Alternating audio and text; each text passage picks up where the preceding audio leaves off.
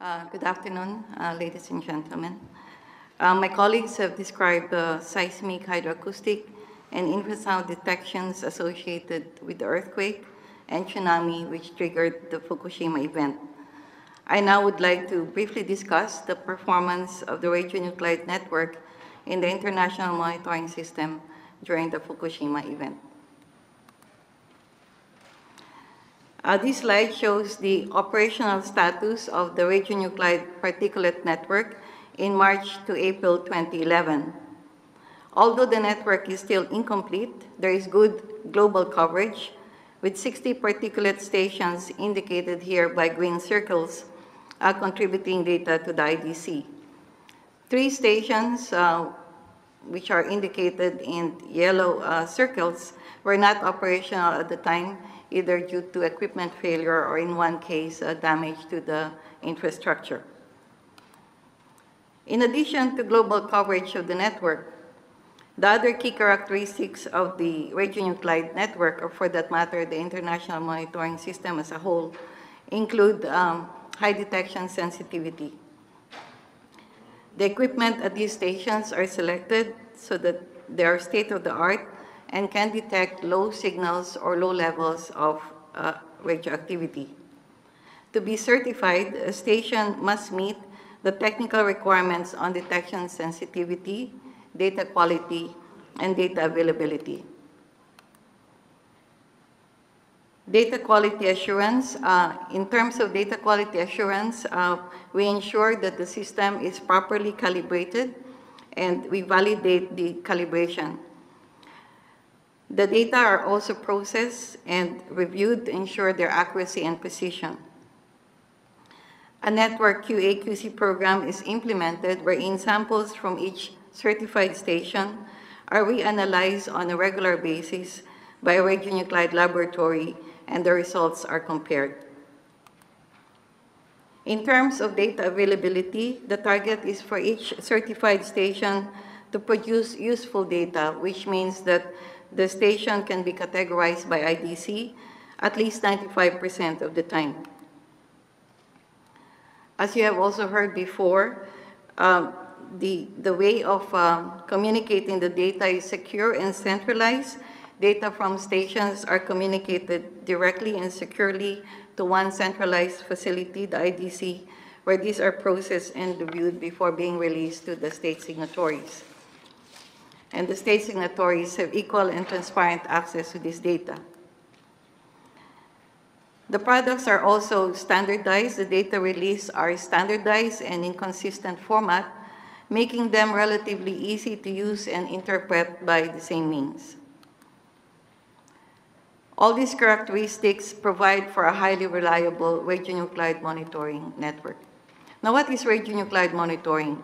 Basically, it's the measurement of radioactive particles and gases emitted from a nuclear explosion.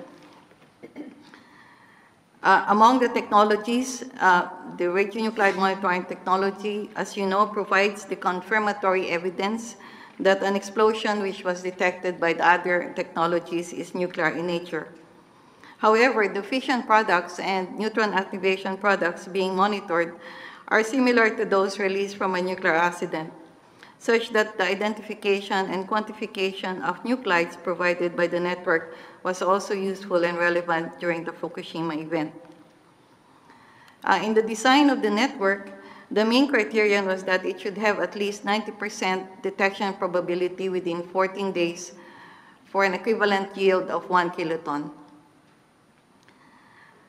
The radionuclide monitoring network consists of 80 particulate radionuclide stations, each station producing a daily sample, and with a detection sensitivity of 10 to 30 microbecquerels per cubic meter for barium 140.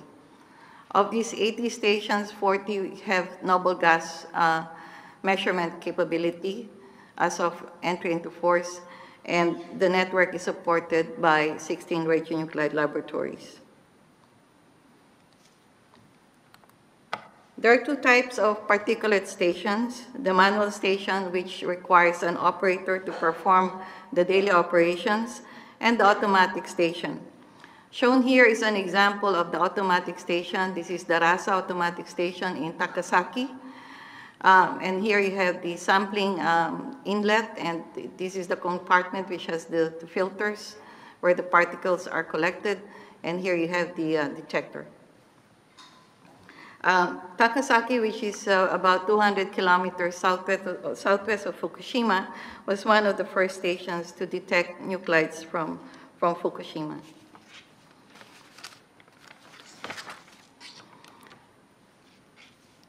Okay, this is a snapshot of the particulate network detections of particles originating from Fukushima. Network data availability was 90 to 95% during the period end of March to mid-April 2011. The plume was, traveled northeast of Fukushima and the initial detections were in Petropavlovsk-Kamchatsky and in Sacramento, as well as in Vancouver. But towards the end of March to mid-April 2011, all of the stations in the Northern Hemisphere and 2 stations in the Southern Hemisphere, Papua New Guinea and Fiji, detected at least iodine-131 from Fukushima.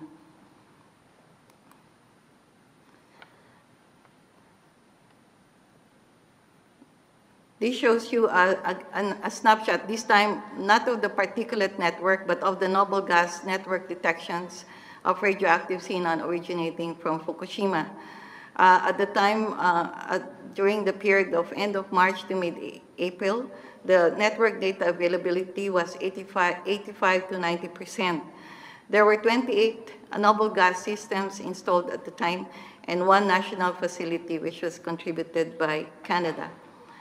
As with the particulate detections, the stations in the Northern Hemisphere detected xenon-133 from end of March to mid-April 2011, and 2 other stations in the Southern Hemisphere, Brazil station and the station in Darwin also detected xenon-133. In general, for both the particulate and noble gas detections, the data or the station measurements were consistent with the predictions in atmospheric transport model. Dr. Nikkanen, who will be making the next presentation, will provide more detailed information on these detections.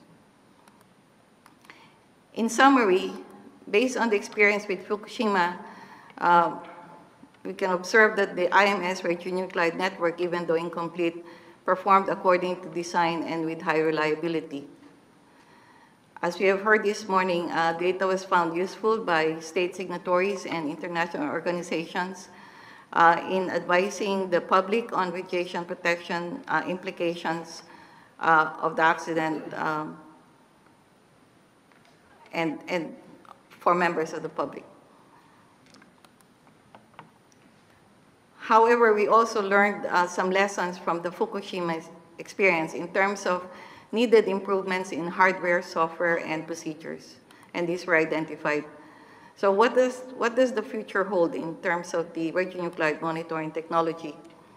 Well, completion of the noble gas and particulate network continues, thus enhancing further existing monitoring capability, as well as certification of installed monitoring stations would continue to ensure that all stations meet the same standard of quality. In terms of engineering and development, equipment improvements are under development or testing as part of the lessons learned from the Fukushima experience. For instance, in the noble gas network, there are 2 types of measurement systems. One is the beta-gamma coincidence system, which is used by the sauna and the AWICS. These are 2 types of noble gas systems. And the other one is high-purity germanium gamma spectrometry, which is used by the SPALAX. For the beta-gamma systems, there is a need to perform equipment improvements to increase the dynamic range of measurements, because these systems are designed to detect very low levels of radioactivity or of radioxenon. But as we saw in Fukushima, the scale of measurements is suddenly 3 orders of magnitude. So there's a need to increase the dynamic range of measurements of the system.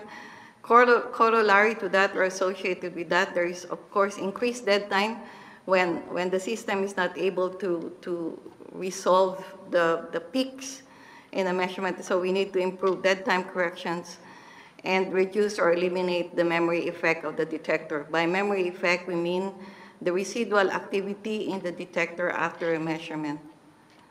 And work is in progress on these re-engineering efforts. As well, we are working on the integration of supplemental in situ real-time measurement components. At present, with our particulate stations, there is about 24-hour collection period followed by a 24-hour decay period to allow for the decay of naturally occurring short-lived nuclides, and then a 24-hour measurement period.